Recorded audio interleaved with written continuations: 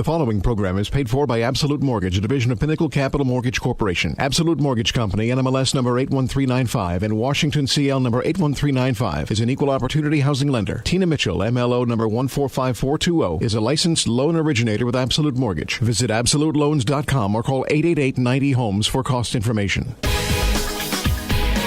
You're listening to The Money Hour with your host, Tina Mitchell. Sponsored by Absolute Mortgage, a division of Pinnacle Capital Mortgage Corporation. Now, in the studio, local mortgage and finance expert, Tina Mitchell. Welcome to the Money Hour on 1150 AM KKNW, the Saturday, June 21st show. I'm your host and mortgage expert, Tina Mitchell. Thank you for taking time to talk money. I'm empowering our community, providing you with opportunities and solutions when it comes to your money.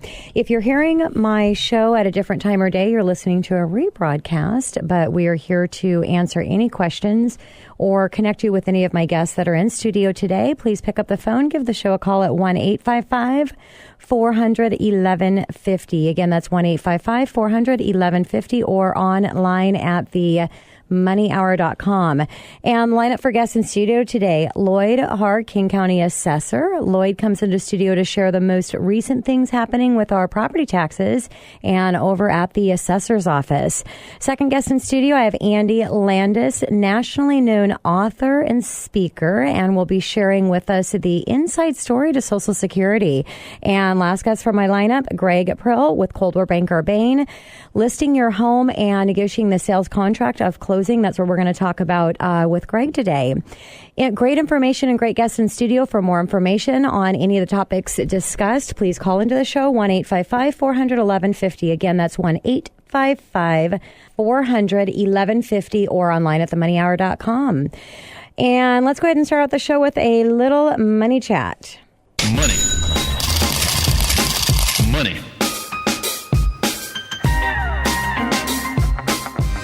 I am not a real estate expert, as you know, as regular listeners to the show. I'm a mortgage expert, but I thought I would bring something in to talk about the real estate arena. I'm going to talk with our third guest in studio today, kind of what's happening with the sellers, and hanging out with realtors a lot since I'm in mortgages. I pick up a little tips here and there. And so what I thought I'd bring in during Money Chat was to talk about the buyers. And I see a lot of challenges with buyers working on the financing end because I'm providing the mortgage, which is a big part of closing. But you have to get your offer accepted first before I can help you close on the loan with the mortgage. And the problem is it's just the lack of inventory out there. And I have clients that get a little frustrated with the multiple offer situation. And so I try to add to my toolbox by talking with my real estate professionals, all of the experts that I have in studio here on my show, The Money Hour, and pick up some tips that I can share with my clients. And so here's some things that I have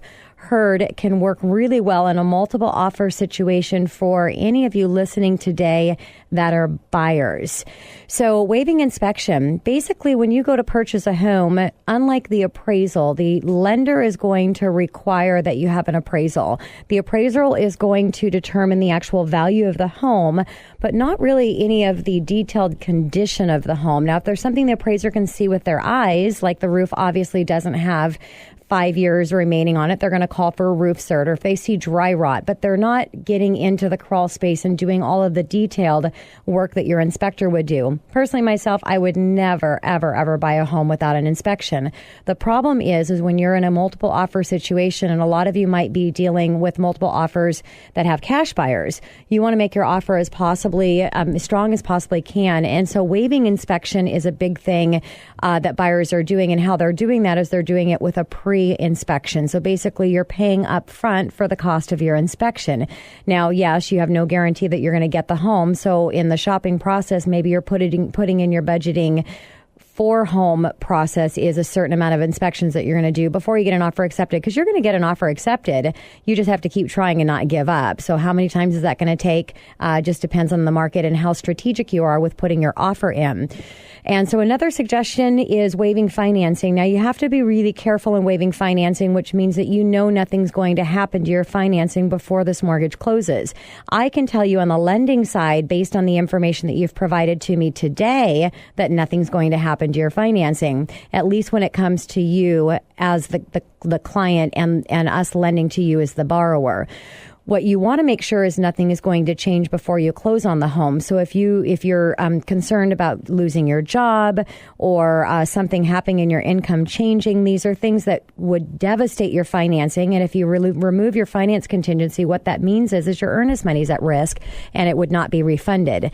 Now, what you can't control in removing your financing is the property. So you want to make sure that you have something in the contract to protect you in the property. And that would be condo, making sure the condo is going to be okay. And a big one, obviously, for the property is the actual appraisal. Now, what I've seen agents do is put an addendum into the contract that states that you are willing to pay over and above what the appraisal comes in at up to a certain amount. Now, if the appraiser says the house is valued at $550,000, are you willing to pay $570,000? I don't know. Only you can decide that. But you, as a buyer, potential buyer of this home, you have a decision to make on whether or not you want to be more competitive in the offer situation. I'm just giving you some examples of things that you could do. So even though you offered, and your offer was accepted at $550,000, just so that there's no concerns about the appraised value, if you really think that you'd be willing to pay for $570,000, then you could say that you'll actually pay up to $20,000 over what your price is if the appraisal comes in under value. Another option is a home warranty. Now, a lot of you are getting a home warranty. They're really inexpensive to get a year home warranty, and I would never buy a house without one. I just think it's kind of cool to have that, and I would continue to update it because you're always going to have things that come up on your home that you're going to pay for that home warranty. Almost guarantee that. But what a lot of people don't think about is get an extension, or maybe that's not the right word for it, but an addendum into the home warranty that you're actually going to ensure you're going to warrant the seller all the way until the time that the home closes. So that's pretty cool. What you're doing something is just unique and different than what maybe other buyers are doing. It really it's all about making your offer appealing to the seller so that they know during this inspection process, people are coming in and out of their homes or whatever the situation may be when they're moving things, that the warranty is going to cover them until they move out of the home. Now, also another creative thing that you can do is just let the seller know that they can leave whatever they want behind. Now, in a buyer's market, you're going to make sure the seller makes that place really, really clean. No garbage, nothing left behind.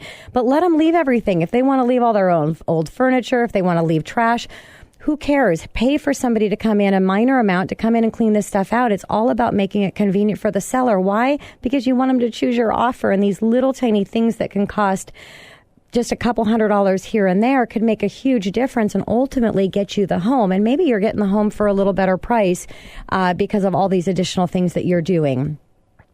Earnest money is a big one. Now, it used to be 1% to 3%, or 1% was typical earnest money. 3% would be considered a good earnest money. I think that's kind of 3 to 5% right now. 3% might be typical earnest money, and a 5% considered a really good earnest money. Now, that is the maximum according to the MLS. Safe something is what they call it, to where they're not allowing the buyers or protecting their earnest money over 5%. But I promise you, if you come in with a 5% earnest money, you're going to stand out in a multiple offer situation, because really you're seeing more on the 3%.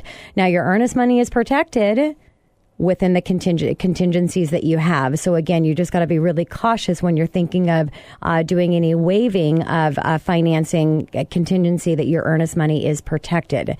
Closing date. Go in there with a really strong closing date. Now, a lot of the industry on the lending side, I know the statistics say 30% of closings don't close, and there's a higher percentage that just don't close on time. So we're talking about 30% never even make it to closing. That's a whole nother money chat that I'll bring in and tell you why. It's really the representation that you choose. But higher percent of that just don't close on time, which is a big issue as well. Now, lenders in some arenas are taking 45 days to close. I say if a lender can't close within a 30-day calendar day, and they're not willing to guarantee that, find another lender. I guarantee my closings, $1,000 to my buyers if we don't close in 30 calendar days. Now, if you want to go in with a shorter closing than 30 days, that's totally fine. My team's getting them done in 2 and 3 week basis on a case by case basis, as long as you as a buyer is doing everything that's needed to get everything in to ensure that smooth closing. But I can tell you want to have at least $1,000 on a 30-day closing. And I promise you, if that's in your pre-approval letter, when the listing agent that's representing the seller is looking at that offer, they don't have to worry about that high percentage of the time that it's not going to close on time, because they know if there's $1,000 on the line, your lender is going to get the job done. Ask for credentials for your lender. If you're putting together a cover letter about you, why isn't your lender putting a cover letter about them? Find out what they're doing in the local economy. What are they participating in the real estate community? Unique things that can provide with that pre-approval letter to show that they're established. It'll make a huge help. And make sure your lender picks up the phone and gives the listing agent a call on your behalf to say how strong that you are and ready to go. So any questions on this? I wanted to share a couple more. There's never enough time, but pick up the phone, give my show a call, 1-855-400-1150. Again, it's 1-855-400-1150. I will post this on my website as well at themoneyhour.com. Lots of great information that you can get to online. And coming up next in the Money Hour, our own King County Assessor, Lloyd Hara, here to share recent things happening at the assessor's office and your property taxes. Right here on 1150 AM KKNW after this short break. Mortgage fraud has been rampant since 2007. Many folks don't know they have legal rights. Find out if your mortgage loan has wrongdoings and fraud. Magnum Law Group will do a free audit of your loan documents. Facing foreclosure? Need to stop a foreclosure sale? Magnum Law Group can help.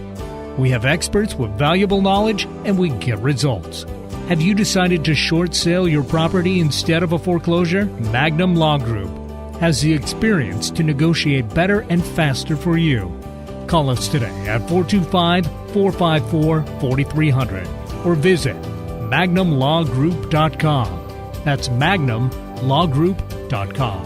Hi, this is Deborah with Magnum Law Group. Please contact us at 425-454-4300. You can visit our website at www.magnumlawgroup.com or call us at 425-454-4300.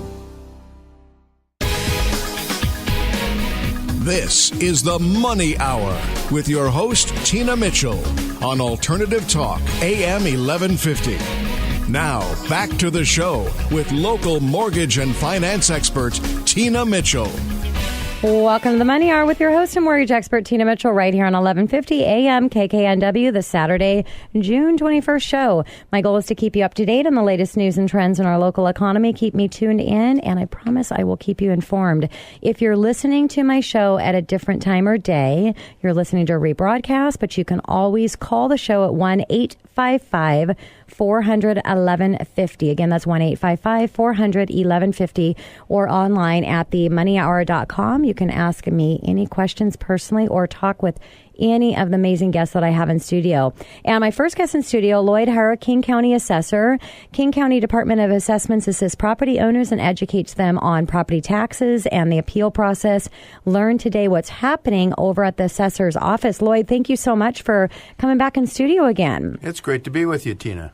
And a little bit about Lloyd. Again, King County Department of Assessments. Lloyd is the King County Assessor and is here to talk about what's happening in King County and our property taxes. Hara's represented veteran public official, was elected assessor November 3rd, 2009. He has a record of tireless advocate for taxpayers and champion of openness and transparency for the government agencies. He's most recently served as the Seattle Port Commissioner, bringing new levels of accountability and leadership changes to the port. And Lloyd, it's always a pleasure to hear what's going on over at the assessor's office and the new things that are happening. I want to talk about the 19 residential areas out of 86 that have been posted that have received increases in their values. How much increases have you seen and what's happening? That's true, Tina. Values are going up. Our assessment date is January 1st, 2014. So we look at sales between 2011, 12, and 13 as to how we make those composites. And for all 19 at this point, they have all gone up. The greatest increases have occurred probably in South King County. And those are the ones that had the greatest reduction. Isn't that the way it during this always period. works? They drop low and they go up high. That has happened, and that is happening now. A lot of it is because a lot of the values of those homes were probably very inexpensive compared to other areas in the region. Got it. And so when you're in bidding wars, people will come up and say, okay, you might have a home that's valued at $225,000, and so when it comes back on the market, it probably will increase substantially, maybe 260, 270, or thereabouts. So that means it's a fairly significant increase from the base from which it started. So Lloyd, with these values increasing, I mean, that means our property taxes are going up, correct? Not necessarily. Okay. And the reason why I say that is that it is all dependent upon what the taxing jurisdictions that are within your property.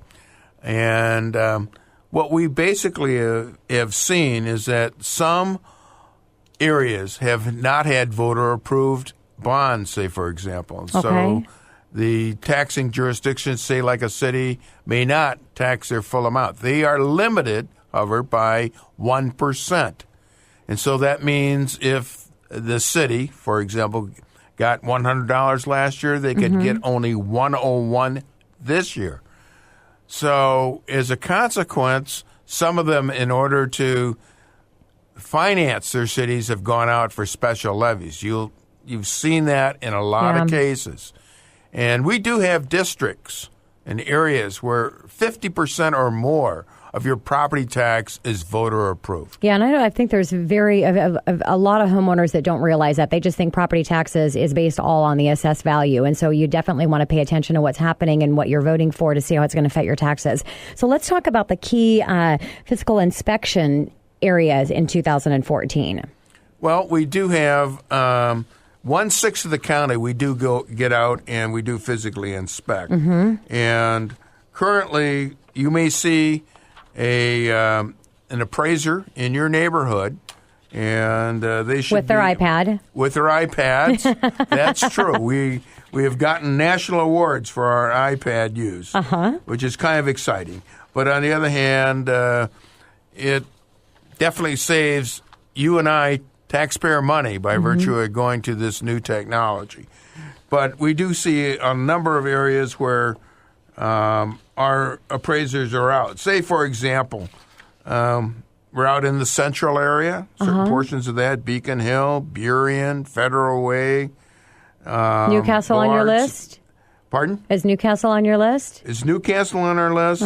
Not directly this year. So you're safe from seeing. Well, I was hoping to see one of your guys. Yeah, I'm sure.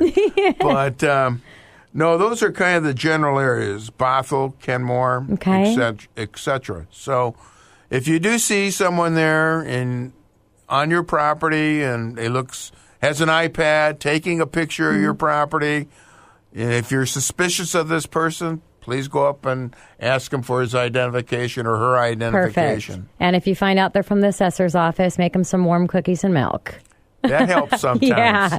So, Lloyd, what about the next property tax bill? Tell my listeners when to expect that. The next property tax bill will be coming out on Valentine's Day 2015.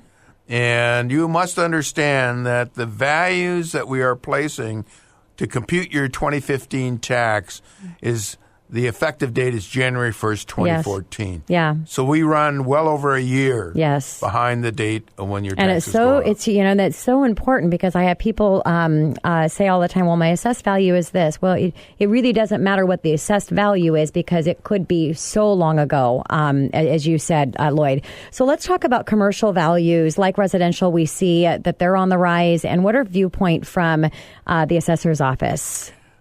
Commercial values also are going up. And there's a close correlation between jobs and how the economy is going. When the economy is strong, clearly businesses are doing better. And as a result, those business properties also are going up. We have some interesting things that are occurring. For example, South Lake Union. Everybody goes and said, my gosh, this is a jungle of cranes. That is true. Yeah. Guess what it's also doing to the commercial values in that area? Of course. Yeah, of they're course. all going up. Yep. So, Lloyd, can you talk about the NACO Achievement Awards? Well, we did get what we call a NACO Achievement Award, and we got an award for 2014 for our e-appeals program, which is a web-based system where you as a taxpayer can go online and file an appeal. And initially when we installed it a year ago, well over a year ago now, I thought it would be excellent if we got 10% use. Yeah. We're getting over 30%. Which And is you're really exciting. getting a huge use on that, but at the same time, your appeal process is going down. So you've made it much easier for the homeowners to go through the appeal process, but the number of people that are appealing are going down. Is that correct? That's correct. It's not only does it provide you easy access, but it provides you a basis of education, so that you clearly know when you're looking at your home and your other neighbors, you can say, well, am I fairly being appraised by virtue of the comparison in your neighborhood? And if the answer is yes, or you're a little bit lower in some cases, people don't appeal. So it's been a good thing. That's and awesome. As I say, cost-wise, it's saving us money also as a agency. So. Sure. So, Lloyd, you have one of the nation's largest inventory of property data. Can you tell what new is happening in that arena? We do. And what we're trying to do is make our reports more user-friendly.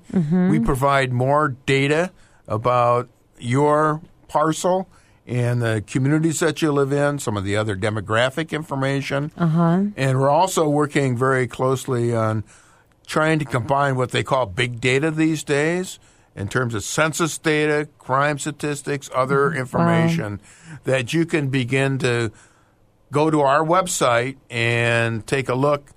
A lot of the questions I'm sure homeowners ask when they are looking for a home.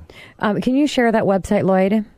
All right. Well, you can get on our basic website. It's www.kingcounty.gov/assessor. And so you can get on our website. So, I mean, anything regarding your property, you really want to go on the website and stay there because it sounds like you can get pretty much anything, any data that you want on your home right there. That's true. We're receiving well over 4 million page views a month. Unbelievable. So it's, very popular.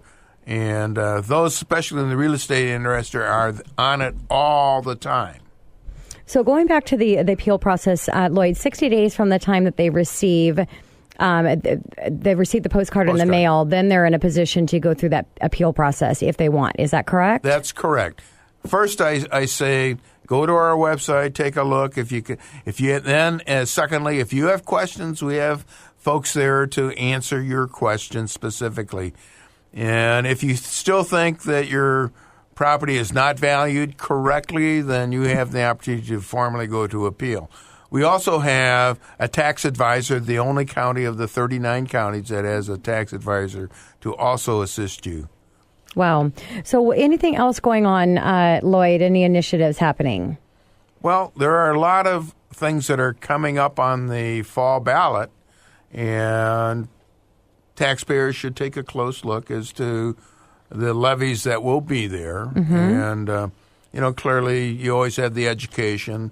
And depending upon where you live, those various districts will come to you and say, okay, vote on this or vote on that.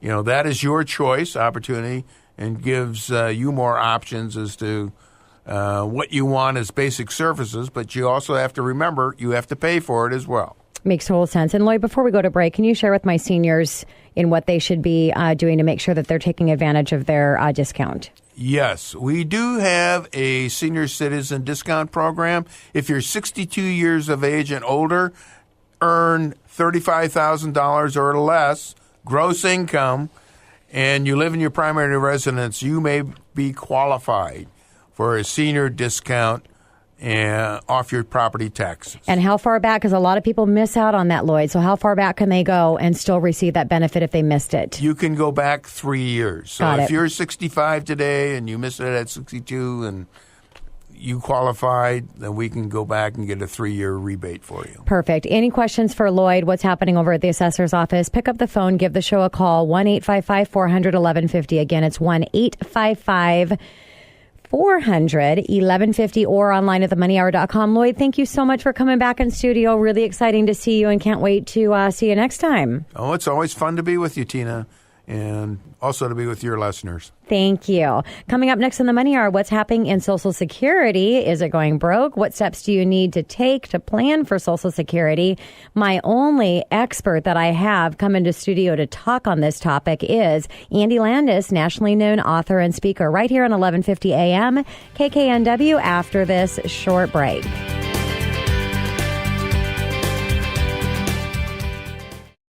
Mortgage fraud has been rampant since 2007. Many folks don't know they have legal rights. Find out if your mortgage loan has wrongdoings and fraud.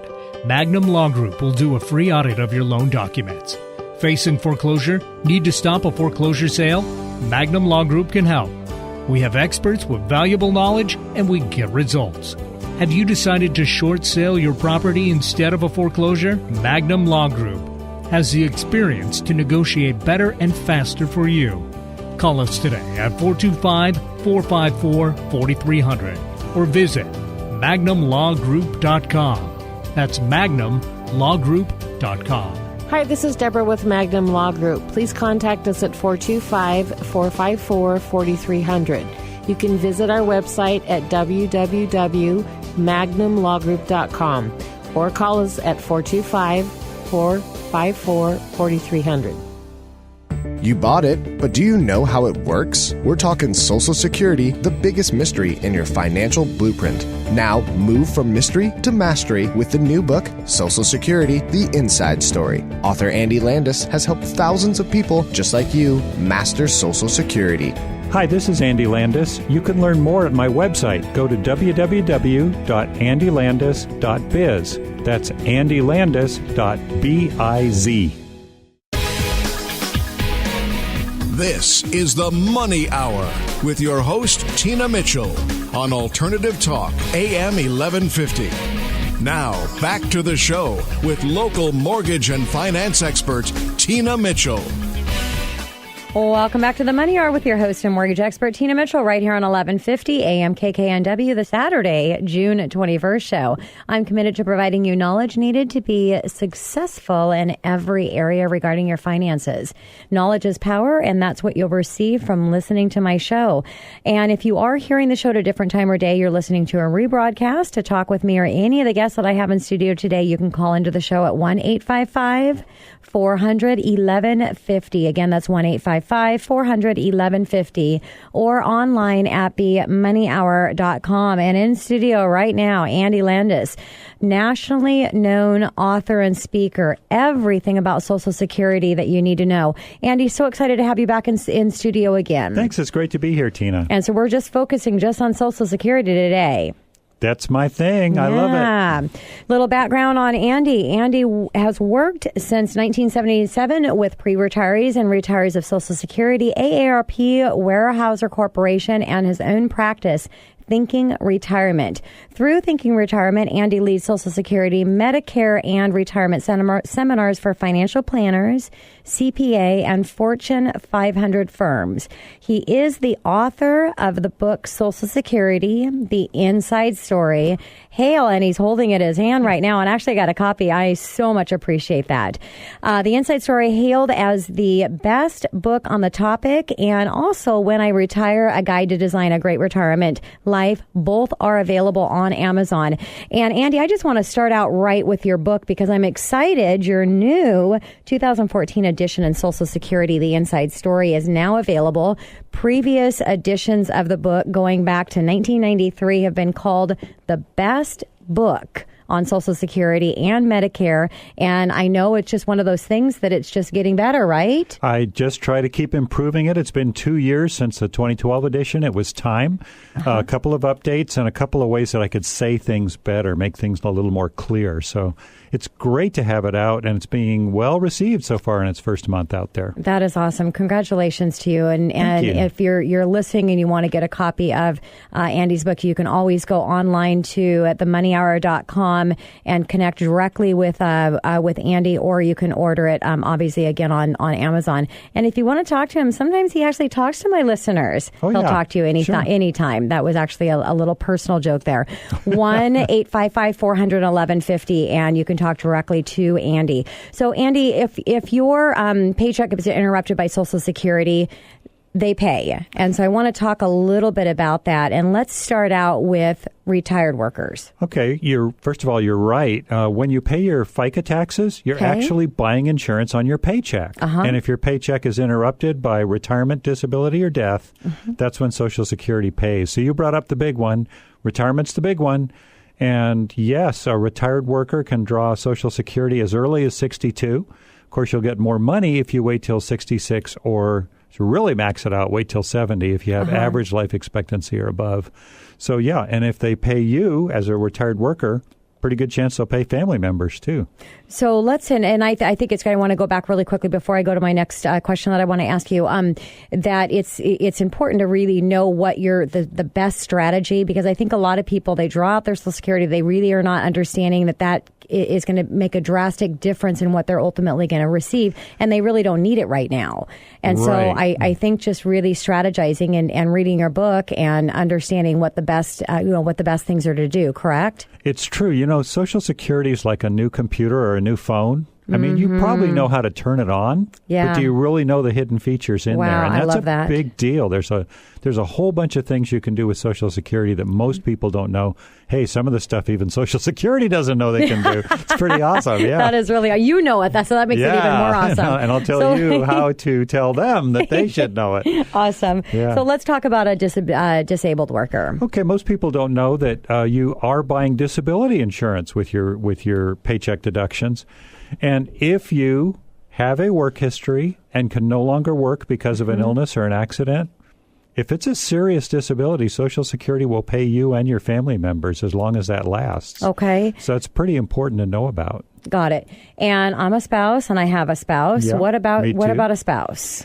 Spouses can draw Social Security if their other spouse, their working spouse, is not working and draws Social Security, or if they're deceased, even at a very early age. Most people don't know that. I don't know how many 25-year-olds who are survivors because they've lost their spouse have I talked to and said, yeah, we can pay you. We can pay you while the kids are young, and we can pay you again when you're retirement age. Wow, and they didn't know. Really and they didn't know they that. Don't know. People don't know that. Yeah, that's amazing.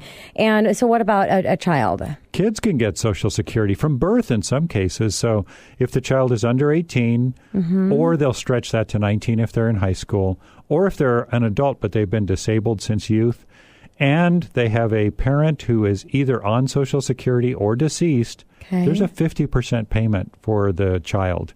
Wow. So, and I've got a friend that has two little kids under 10 years old that are going to get paid through high school. We're talking hundreds of thousands of dollars. Wow. So, yeah, it's a big deal. Yeah.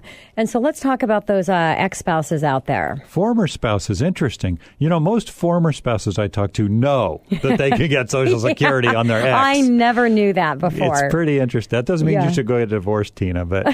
No, definitely not. No, definitely not. You know Dave. But, yeah, I do know Dave, and we don't want to see that happen. So... but the cool thing is, when you go to file for Social Security will ask, are you married? Do you have any kids in these categories? Okay. And do you have an ex-spouse? And if you say yes, and if you had a 10-year marriage before the divorce, they'll try to pay you on that record, and maybe it pays better than what you thought you could get. So it's just one of the routes that's open. If you have an ex-spouse, they'll try to pay you on that. But not if you're remarried. If you're no longer single, that won't work. You have to be 10-year married when I heard this, single. When I heard this on quite a few shows that we did, I was like, well, what about my mom? But she got remarried. But when my dad passed away, which you know was just last year, and his ex-wife started collecting Social Security, and I was like, what? How in the heck does that work? So it's amazing what we don't know. She knew. If your mom had an earlier marriage, there's a chance she could draw on that one now. She should talk to Social Security. Earlier marriage, you mean other than my dad? Yeah. Oh, yeah, no, she was married. Yeah, she was married to my dad and her second one, but she could draw on either one of her husbands now that she's single again. No, she's not single. My mistake. Yeah, I'm mistaken. No, okay. It's all good. Thank you. So lots of things to look at it with, to understand and make sure you're not missing out on opportunity, because I think a lot of people out there they don't know that they can collect it. So let's talk about something different for a widower of a deceased worker. Mm-hmm. How does that work? Well, first of all, if you've had a loss like that, heaven forbid, but if you have, Social Security could start at 60, not 62, and it actually could start at any age if you have a child in care. Okay. If you have a child under 16 in care. You have to be single, or in that case, you could actually be remarried if the remarriage was after age 60. Okay. So you've heard me say before, if you're planning a wedding right before your 60th birthday, you might want to postpone it a couple of weeks to keep that door open. Timing is everything. Yeah, exactly. Yeah, even with Social Security. So now even a parent of a deceased worker can collect on a Social Security? That's really rare. The parent has to be financially dependent, as defined by the IRS, on the worker. So if, let's say you're supporting your mom or your dad, and then you can no longer do that because you're retired or deceased. I think it only works for deceased. Then the parent could file on your work record if it's a raise for them. So it's very rare, but it's there. So Andy, how does a listener, if they are thinking about how do they get this information to make sure they're not missing out on? The Social Security website is good. It's a little daunting because everything under the sun is on there. You could call Social Security and talk to them. They're open on the phones from 7 in the morning to 7 at night.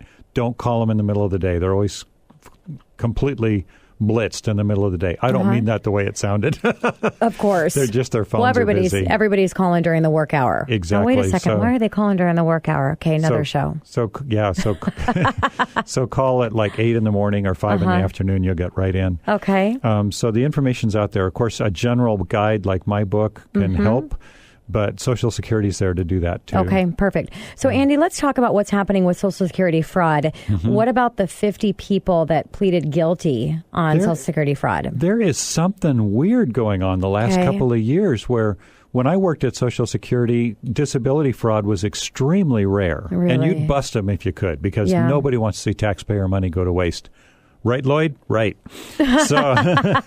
So you really want to bust them. But what's weird is that they're busting these giant cases. Like just this month in June, 50 people in New York pled guilty to Social Security fraud, all in one case. And I've never seen that kind of thing before the last year or so. So these were retired New York cops and firefighters. Oh, that's sad. Faking stress disability. Oh, my Now, gosh. it's got to be really stressful to do that kind of work for any police officer or firefighter. But it's horrible to think like they would amplify their symptoms in order to get Social Security. But they got busted. And, a whole bunch of money was recovered. There was a similar case, in 2013 in West Virginia. This was the first mass case I ever heard of. And a whole bunch of people, I mean hundreds of people in this one county, were all getting disability. And interestingly enough, they were all working with the same doctor and the same lawyer, and in some cases, the same Social Security judge. Really? Yeah, it was all a big circle to get scary. Kickbacks. And they busted them all. Good. And I hope they all went to jail. They will. It's kind of reassuring when you really hate this kind of abuse to see them get busted. Yeah. The other big one recently was 70 in Puerto Rico. 70 were indicted. That's not settled yet. 3 doctors plus an SSA employee. Sometimes there's an insider working these things. So it's interesting. Well, Social Security's fighting back. So they did something I've never seen before. The fraud fighters were always spread out across the 10 regions in the country. Now they've got a single office that's going to fight these massive cases, and maybe that's why we're seeing these big busts lately. So is that in March of 2014, the Social Security fraud prevention you were talking about? Just last year, they put together a national fraud prevention unit, which is pretty amazing. Like I said, I've never seen that before. But they're doing it, and they are looking for patterns so they can actually prevent fraud before it occurs. So that's great. So I'm sure they'll nip this in the bud here real soon. Looks like they're nipping something. Yeah. So anything you want to leave my listeners with before I got to take us to break, Andy? Yeah. Everybody needs to know how Social Security works because Tina is your expert on your financial safety and your financial success, and Social Security is the foundation of that. So learn what you can.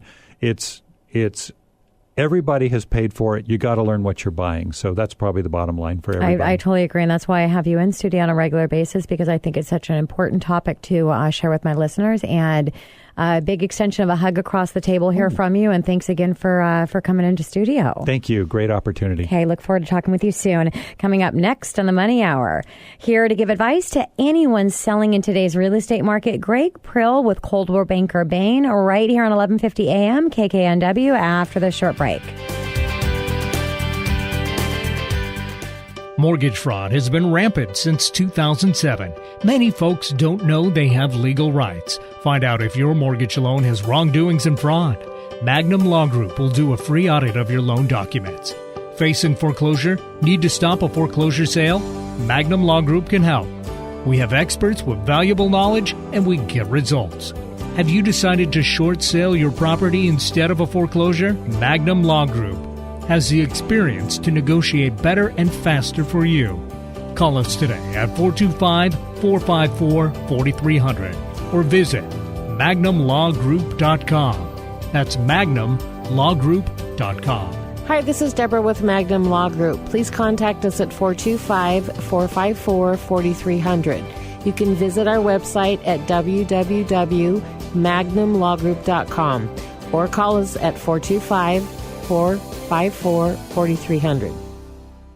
Listening. Sometimes it's the hardest thing in the world to do. In today's real estate market, you might feel that you're being pushed in 4 directions all at once, that nobody wants to take the time to stop and listen to you and your needs. But if your real estate agent doesn't listen to you, can you be sure that you've obtained the best deal possible? If your real estate agent doesn't take the time to get to know you, can you have confidence that your best interests are being looked after? Greg Prill of Coldwell Banker Bain listens. He wants to know about the needs you have today, but also about your dreams for tomorrow. By taking the time to get to know you and your needs, Greg Prill will ensure that you've obtained the best deal possible and that the things that are important to you are being taken care of to your full satisfaction. It all begins with a simple conversation, so why not call Greg Prill today? He really is interested in what you have to say.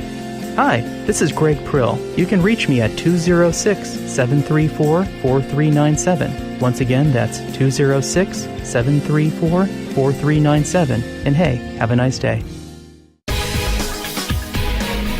This is the Money Hour with your host, Tina Mitchell, on Alternative Talk, AM 1150. Now, back to the show with local mortgage and finance expert, Tina Mitchell. Welcome back to the Money Hour with your host and mortgage expert, Tina Mitchell, right here on 1150 AM KKNW, the Saturday, June 21st show, bringing in expert advice and inside knowledge on today's events in our local economy and how it can affect your money. And if you're hearing my show at a different time or day, you're listening to a rebroadcast, you can call the show at 1-855-400-1150. Again, that's 1-855-400-1150 or online at themoneyhour.com to discuss anything regarding money or to talk to any of the guests that I have in studio today.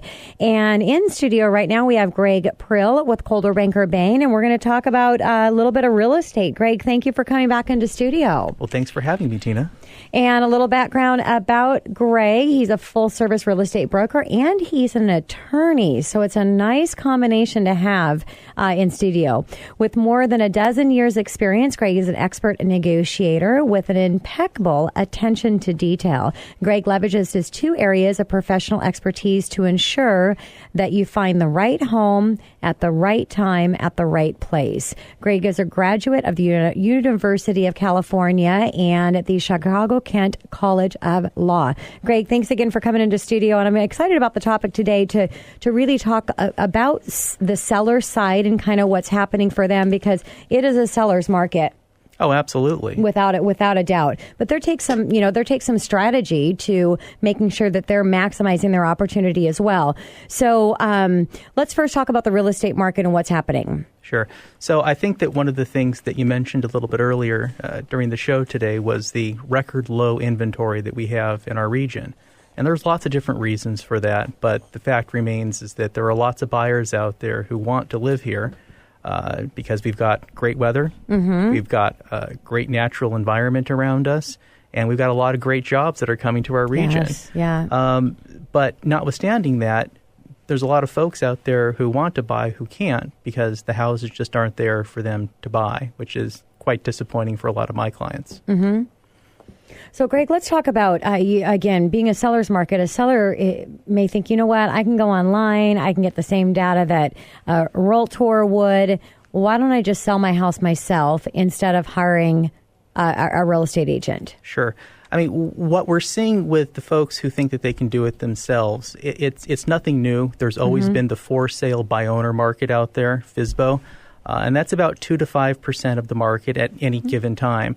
And so what we're seeing is an evolution of those types of sellers out there, the folks who think that they can do it themselves. And what's really interesting, I think, is that the National Association of Realtors came out with a yearly report. And one of the statistics they came out with is that the typical FSBO home sold for $184,000 as compared to an agent-assisted home that sold for $230,000. And it is if you're listening right now, and if you heard those numbers, it's a really bad mistake to not hire a professional to do anything. Whether you're getting the best book on the market to talk about Social Security, you're going to the assessor's office to really understand and find out what you're voting for affects your taxes. When you're selling anything that we do, we need to have an expert behind us. And I just love that NAR comes out with these statistics and these numbers to really help sellers not. And if you look out there, there's really not a lot of them anymore. I think people are starting to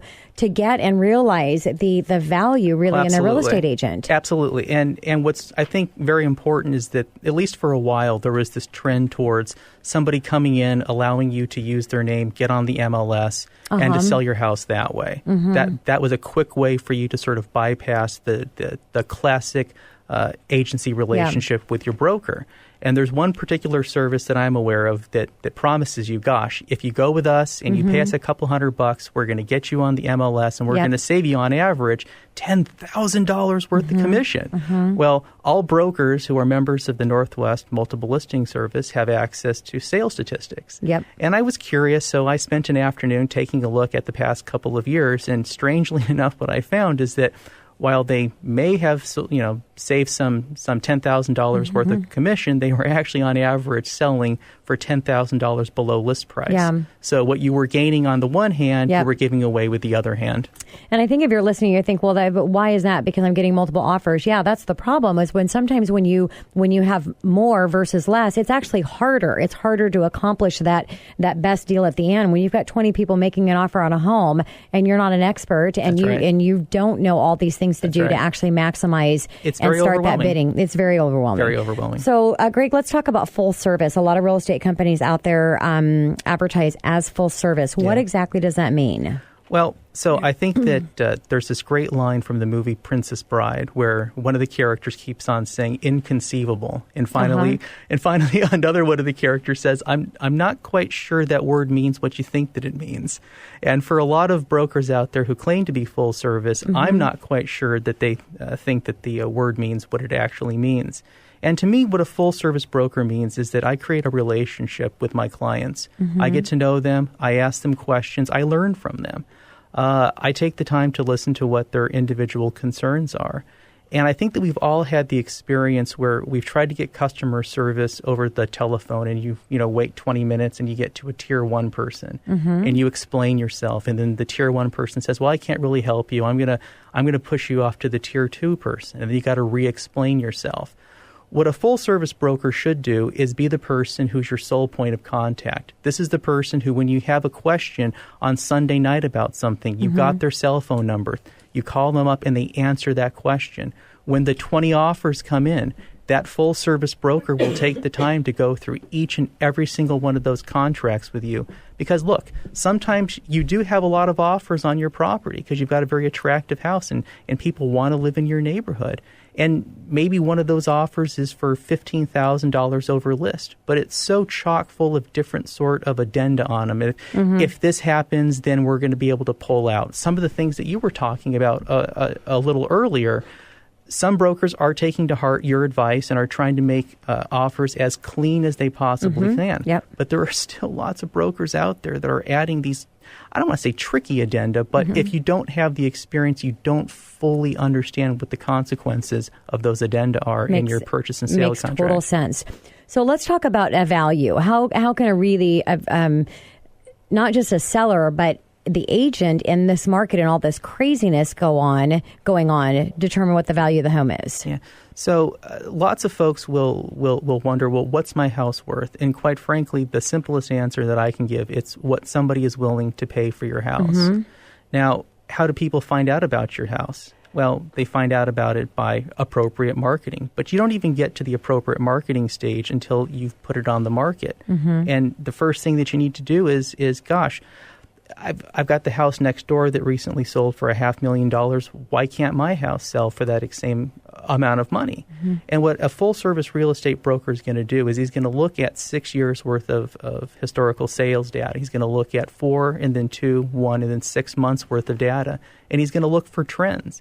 And so when a client asks me what's my house worth, I'll actually pull down the historical data. I'll filter it. I'll figure out why certain houses sold for certain amounts of money, and I'll sit down with them. Sometimes it takes 2 or 3 hours to explain how I come up with the value that I think that their house is worth on the fair market. And what I've found is that for most consumers out there, when you take the time to explain why you're coming up with the dollar amount is less important to them than why you came up with that dollar amount. Yep.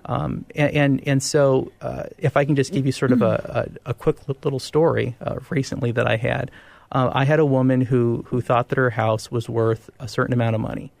And I toured the house and I pulled up my historical data. And we spent about 4 hours on this, and we were going through because she had gotten some ideas, taking a look on public-facing websites. And at the end of that time period, she had a much better understanding of what her house was actually worth based upon the data that we're able to get from the MLS and from the King County Tax Assessor's Office, which is a wonderful website, by the way. Yes, it is. Of those 4 million plus page hits every single month, I'm probably about 1 million of them. And she came away from our meeting more confident with what we eventually listed her house as. Yeah. And it wasn't a mysterious process for her, which was just a great experience. Well, and I think that's key too, Greg, is really for a good realtor is going to be able to communicate with their sellers, take the time to let them know how they're coming up with this, show them the data. And I think if you're seeing it and understand how it's coming together, then it makes sense. And you can get over really quickly how, yes, my house can sell easily without doing anything. That's not the question. And some can't. If you list it for the wrong price, it's not going to sell all on its own. It'll sit there, and then that could be devastating. But so what do you tell a seller that says, you know what, it's just going to sell all on its own? Yeah, I tell them, no, it won't. And and if you're looking for a broker who is going to tell you what you'd like to hear, you're not going to have a great transaction. And ultimately, if your goal is to sell your house, you really have to look at what the market is doing. And you can't argue with the market. Yep. And so sometimes you have to be polite but firm.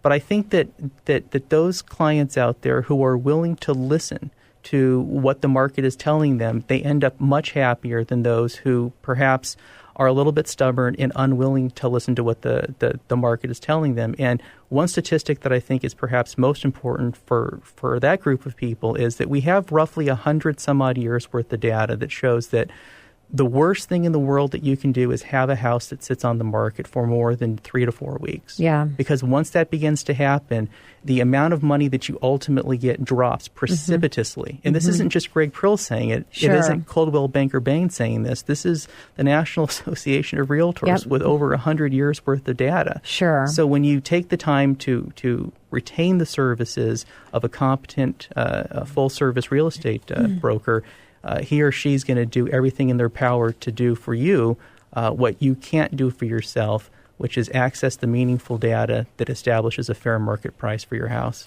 So we're almost wrapping up the show here, Greg. I just want you to give one strategy really quickly to my sellers on how to maximize their price.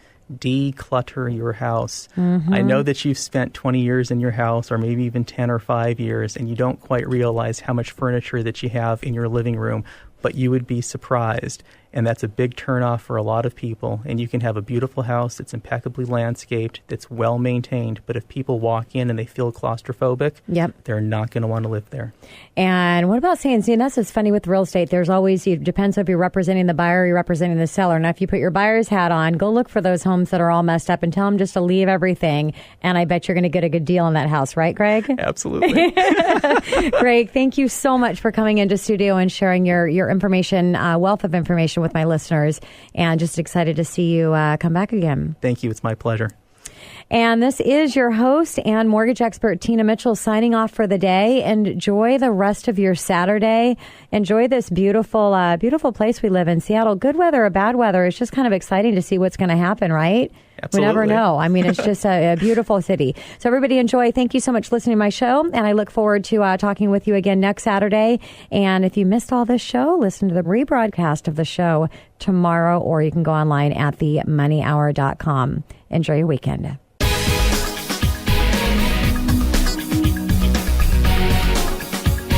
The preceding program is paid for by Absolute Mortgage, a division of Pinnacle Capital Mortgage Corporation. Absolute Mortgage Company, NMLS number 81395 and Washington CL number 81395 is an equal opportunity housing lender. Tina Mitchell, MLO number 145420, is a licensed loan originator with Absolute Mortgage. Visit absoluteloans.com or call 888-90-HOMES for cost information.